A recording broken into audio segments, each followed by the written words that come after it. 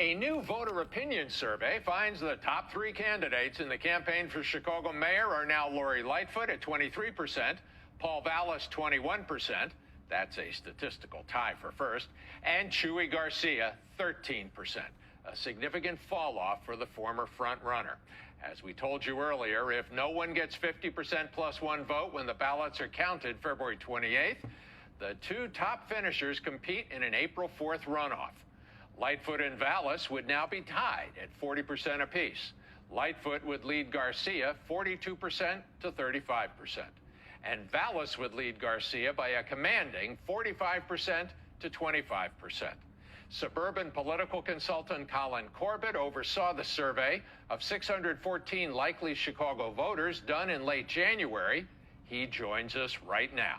Vallas has surged. He's really surprised a lot of people. And right now he's in pole position right with Lightfoot to make this runoff. And Garcia is fading fast, which is a surprise to everyone. He was the front runner not that long ago. After over $100,000 in polling last year to try to find the candidate to beat Lori Lightfoot, that candidate that they found has underwhelmed significantly. Why? You know, it's interesting.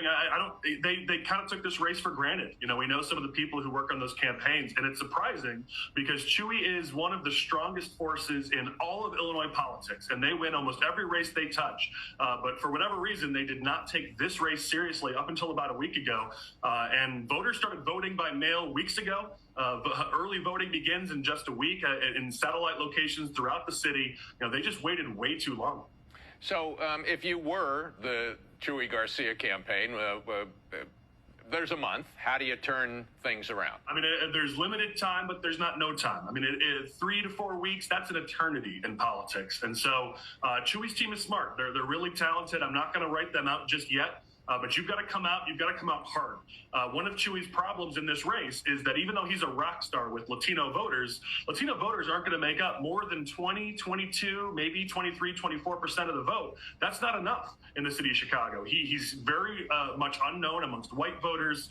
He's disliked amongst black voters. He doesn't have a base of support outside of that base of Latinos, and that's a problem for him. He needs to get known in those other areas of the city, and he needs to start bringing both Vallas and Lightfoot's numbers down so he has space to move. At the moment, there's very limited space for him to grow. Mayor Lightfoot's been calling him everything but a crook and accused him of dragging his corruption to City Hall. I mean, Chuy Garcia may be many things, but I think even his critics know him as a guy who's honest and a politician of integrity. But this is hurting him. Yeah. Politics ain't patty cake. You know, Lightfoot is playing the game. She's doing what she's supposed to do, and it's inexcusable from Garcia and his team to have allowed these attacks to go unanswered. There's a lot that he could be attacking in Lightfoot. She's an extremely vulnerable, one of the most vulnerable incumbents in the country. But Garcia so far has just sort of been playing nice, and that doesn't win in Chicago politics. Chicago politics is in the streets. Chicago politics gets tough, and you got to fight for every vote. And so far, Lightfoot's been fighting, Vallas has been fighting, but for whatever reason, Garcia has not. Yeah. So if it is a Vallas versus Lightfoot runoff on April 4th, what would you do if you were the Vallas campaign?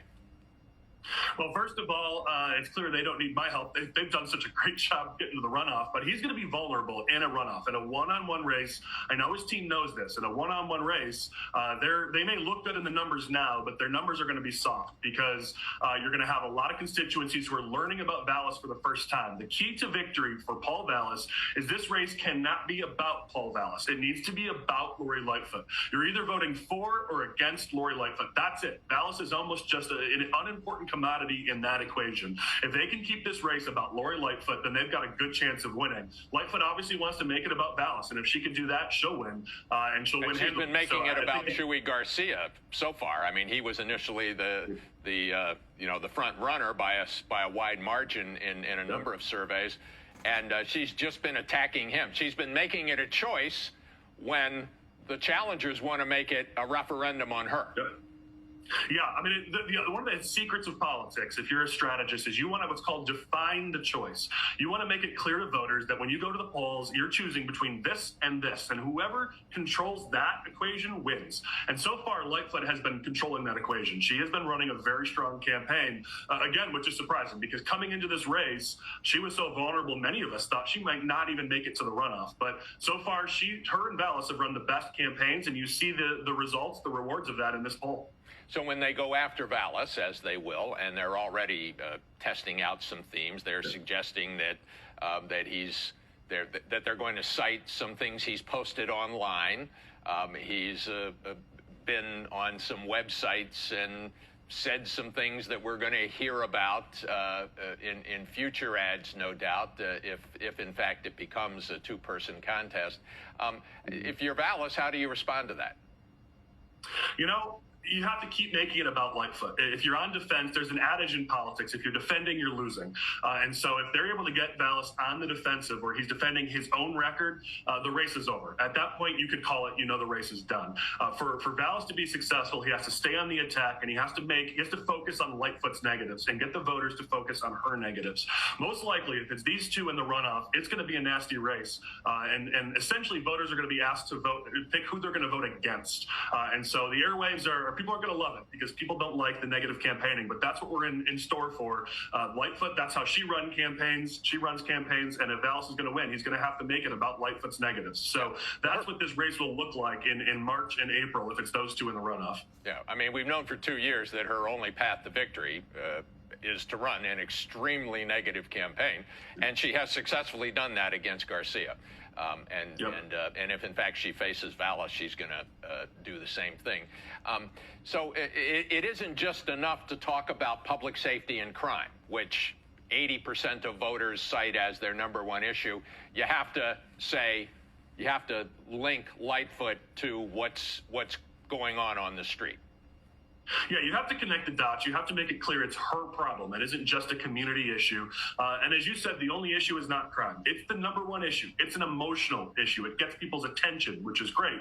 But people are worried about their pocketbooks. They're worried about a lot more than just crime. And so you need to use crime as that gateway issue, if you will, to get that introduction, to get their attention, and then show that you can be a leader. Voters are only going to vote for a candidate that they can trust would lead their city. And they understand that's a big job. And so, yes, crime gets you their attention, but then they got to know who's going to be that adult in the room, who's going to get things done. Chicago voters, especially. It's Illinois all over the place, but especially in Chicago, voters want to know, are you going to make my life better? And they don't care how you do it. It's amazing. They'll elect crooks as long as they know you're going to make their lives better. And so they want to know from Vallis, from Lightfoot, or any of these other candidates, if you're going to earn their vote, they need to know that you've got a plan and you have the capabilities to make their lives, their families' lives, their communities' lives better. Colin Corbett from Core Strategies, talking to us from his office in Palatine. Thanks very much for joining us. Thank you, Mike. Glad to be here. We'll be right back.